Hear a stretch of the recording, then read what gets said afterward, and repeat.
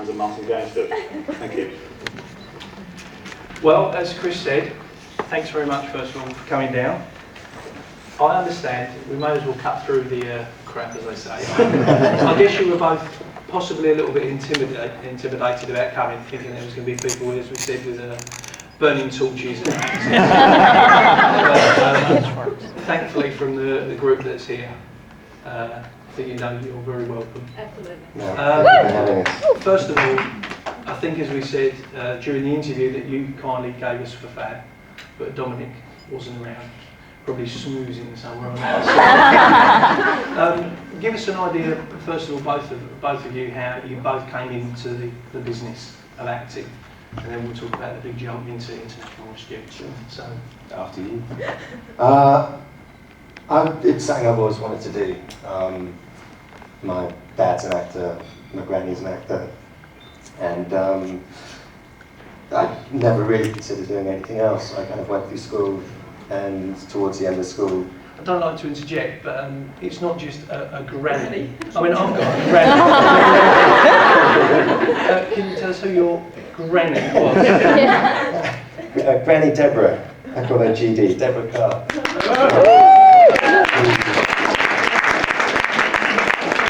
I was, fortunate enough to spend a lot of my childhood talking to and hearing amazing stories about, the golden age of Hollywood, and about her own stories, but stories about other people from that time, the Mitchums, the Brunners, all these amazing people. So I had that on one side, which for movies was hugely inspirational. And then I had my dad, who was predominantly a theatre actor when I was growing up. So I spent a lot of time at the RSC and seeing plays in Stratford and London. So I had a good sort of balance, which has stuck with me. I mean, I love doing films, but I love theatre. And certainly for your dad, I think we've all kind of connected. He's got a bit of Jerry Addison connection as well. He does, yeah. Space 1999, bearded, with Brian Blessed. Mad as a teapot. Yeah. It was an eccentric performance, actually. I remember watching it. I was like, Dad, you're great in that. And what about yourself, Dominic? An Essex boy. Yeah, no, that's always kind of family legacy to follow up to. I just kind of got into it. Was it school plays? School plays, musicals, and that sort of stuff, and just decided at the age of 16 that I could either go on to university and get a proper job, or I could go into drama school. So this isn't a proper job. Seriously, I mean, it is kind of. Do you get up every day? I mean, when the work's there, and it's kind of. Am I really getting up to be paid to do something that you would do for fun, like a footballer or whatever? It's an incredible job to do, actually. I mean, it's not easy, I'm sure. It's not easy. It's really difficult, and there are certainly some sort of periods of time where you think, "Why the hell are we doing this?" Because it's tough. It can be bad news at times. But when the work comes and when you're doing jobs that you care about, each job's an amazing experience, and it's a sort of. However long the job is, because it's very intense. Each one's a very intense period where you get to meet amazing people, work with all sorts of different people, and it's just a build up to these small experiences. And I think it is fair to say you've got careers ahead of you, but to be thrown in at such early stages in your career in what was a multi-million-dollar mega budget version of one of the most popular television programs ever. How did that come about, and what was going on in your heads and your stomachs when you finally got the gigs? It was quite a long waiting period, wasn't it? We auditioned, I think, in kind of October time, and just kind of met the casting director, Mary Selway, who sadly has passed away. We went and met her and read the script, and then went to the working title offices to meet Jonathan Frakes and one of the producers, Mark Huffman, and read for them. And then there was for me certainly, there was a kind of horrible 2 months of knowing that you've been shortlisted but not actually being offered the part. And very soon after Christmas, I was offered another job. So my agent rang Mary up and said, "Look, Dominic's What's going on? What's going to go on?" And that kind of forced their hand. Yeah. And they said okay, because they were waiting to get the dad, and Bill Paxton hadn't agreed to do it, and they wanted to get everything kind of finalised. But that forced their hand, and they cast the brothers from that, and it was fabulous. You same for yourself? Same process. And yeah, long gap. It was from October to January, and you think about it when you go up for a job like that. You think about it every day because it would be the most amazing thing to come your way. And in fact, the longer the gap is from auditioning for it and knowing whether you've got it or not, the more intense your feelings become. And but equally, when you get the phone call that says you have got the job, the excitement. I don't know whether this applies to Dominic, but I remember yourself saying that you auditioned as a Tracy brother, and it was maybe Scott, maybe John, not really sure. Was that the case for yourself? Because I know that was how you said it. No, Was you just gut for a Tracy brother? It was just they just wanted to find 5 brothers that would obviously have a certain energy with each other, and obviously a certain likeness as well. And well, the puppies never looked alike, so. But then we all met for Alan, didn't we? And we got offered the part, and I remember saying to my agent, well, which one is it?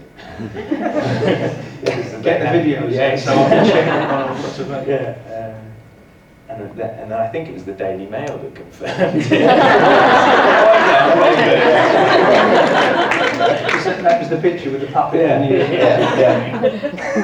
So when you were all confirmed in your roles, I understand that Dad rang you up and you had a bit of a boys' weekend. What was the score with that? I was walking through an underpass at the time when I got a phone call, and I just thought it was someone messing around. It was just a prank phone call. This American guy on the end of the phone going, "Dominic, it's your dad." No, it's not. My dad's called Frank. Exactly. So, and I lost reception because and suddenly it kind of dawned on me that Bill Paxton might have just phoned me. It was a withheld number, so I had no way of calling him back, and I just thought, I've blown it, haven't I? Luckily, he phoned back and said, I've arrived, I'm in town. And it was Saturday. We started filming on the. We're not bringing him out. Bill, sit down. It was the Saturday, and we were going in for the first day of shooting on the Monday. And he wanted to kind of meet us so that we had bond. Fatherly love. So, and what was this outrageous incident in Oxford Street? It might have been one of you. Any of you went on a stag night dressed up? We bumped outside Selfridges. We bumped into Barney Rubble, Fred Flintstone, Batman, and Virgil. So the 5 of us, 6 of us with Bill were walking down Oxford Street, and we just spotted this guy, and we just grabbed him and pinned him up against the wall and made him have his photo taken. It was another year until the film came out. I wondered what the hell was going on. Mind you, that probably scared you more than anything when you saw a real person wearing a Thunderbirds outfit. Maybe took it a bit more seriously and a bit more fanish, if you like. Was it going through your heads, oh God, I'm going to have to wear one of these daft caps and a sash?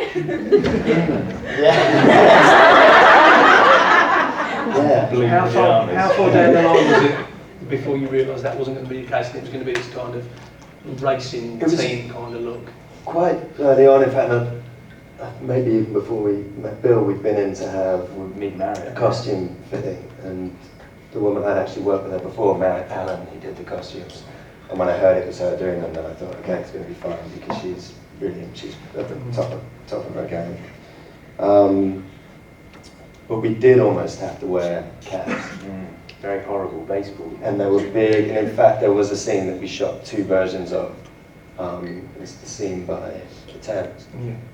There was a version that was shot with caps because they'd been made and they spent the money, so they figured we'd better use them at some point. And they look back at the rushes and were like, okay, no. Well, we Take the caps off. we all wore the caps as badly as we possibly could. And horrible sunglasses as well. The shades. Awful. So the other kind of physical, with so much stuff now being done in a computer, I understand that certainly with Thunderbirds at Pinewood, they still wanted to keep as much real stuff as possible. What were some of the sets like? I understand they were a bit far out. Breathtaking, yeah. I mean, John Beard did a fabulous job.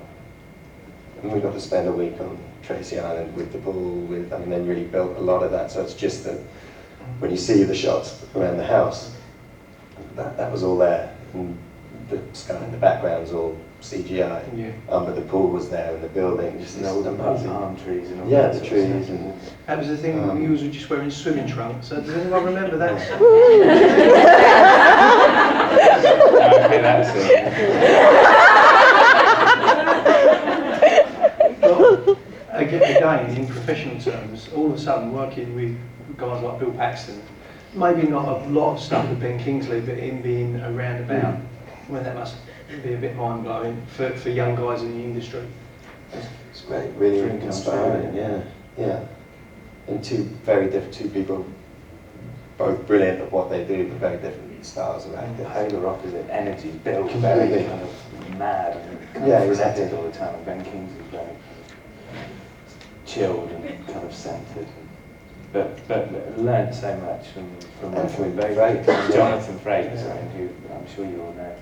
I mean, that must be the same for you, because at the end of the day, although he's kind of the governor, he's still from Star Trek: The Next Generation. So there's a kind of a celeb fan type thing going on there. But I mean, I was privileged to meet him myself at one of the preview screenings, and he's just a real nice bloke. He really is. Yeah. So he likes to generate a nice atmosphere on the set. It's fun and He was business fabulous. If it ever got tense, he'd break into song or he'd take the piss out of it. Yeah, he was a lot of fun, and his energy really sort of fed to everybody else. I mean, he never let it drop for a second. It And was obviously always- coming from a Star Trek background, he was obviously, did he kind of prime you fellas as to what it was going to be like being involved in something that is going to be a cult? Yeah, and just he knows everything there is about spaceships and anti-gravity and all that sort of stuff. So he looked after us as actors in terms of, there's a shot on Thunderbird 5 where we've lost, what was the exact term? All right. Lost all power.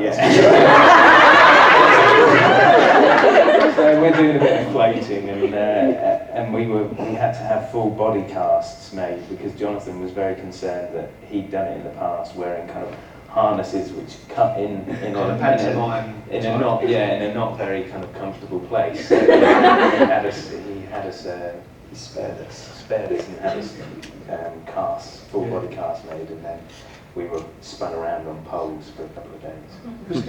Was this the same day that I hear it rumoured Bill was bidding on the phone for one of It the... was, yeah. Give us the background of that. This was one of some of the original Thunderbirds heads were on auction, and Bill was very keen.